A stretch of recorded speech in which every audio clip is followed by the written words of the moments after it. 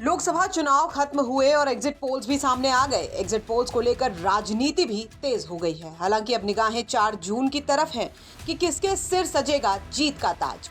लेकिन इससे पहले सूबे में सियासी पारा हाई है। आज एग्जिट पोल आने के बाद पहली बार अखिलेश यादव ने एक प्रेस कॉन्फ्रेंस की। इस प्रेस कॉन्फ्रेंस में अखिलेश यादव ने बीजेपी पर जमकर निशाना साधा है। अखिलेश यादव ने कहा है कि लोगों ने भीषण तपती गर्मी में मतदान किया, लेकिन कहीं भी ये नहीं देखा गया कि बीजेपी के कार्यक्रमों में लोग आए हों। साथ ही उन्होंने एग्जिट पोल देने वाली संस्थाओं पर ही सवाल उठा दिए हैं।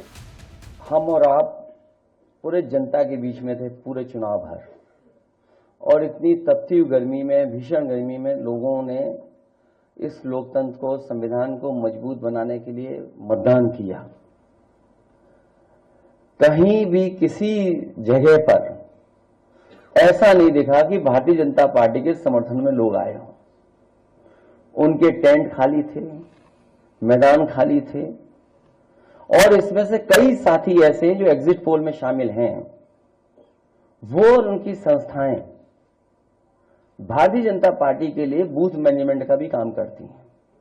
समय समय पर बूथ की जानकारी भी देती हैं।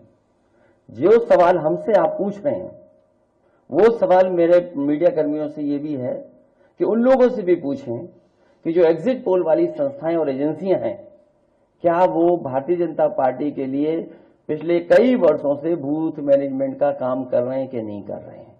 तो जो लोग उनके समय समय पे बूथ मैनेजमेंट का काम कर रहे हैं, वही एग्जिट पोल मैनेजमेंट के लिए आए हैं।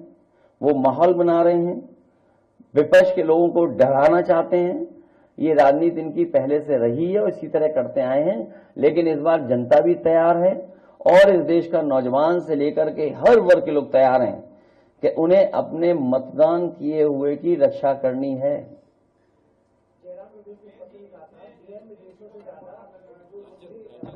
ये जो आप सवाल पूछ रहे हैं, ये कोई नया सवाल नहीं है। मुझसे बेहतर आप जानते होंगे, आपके भी संपर्क हैं।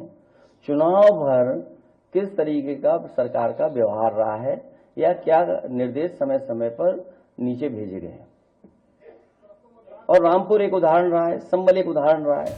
तो अखिलेश यादव का कहना है कि एग्जिट पोल माहौल बनाने और विपक्ष को डराने के लिए है। बता दें कि 1 जून को लोकसभा चुनाव के आखिरी चरण का मतदान संपन्न होने के बाद जो एग्जिट पोल्स सामने आए हैं, उनमें तमाम एग्जिट पोल्स में एनडीए मजबूत स्थिति में है। बहरहाल देखना दिलचस्प होगा कि 4 जून को जो नतीजे सामने आते हैं, उनमें क्या कुछ निकलकर सामने आएगा। ब्यूरो रिपोर्ट, यूपी तक।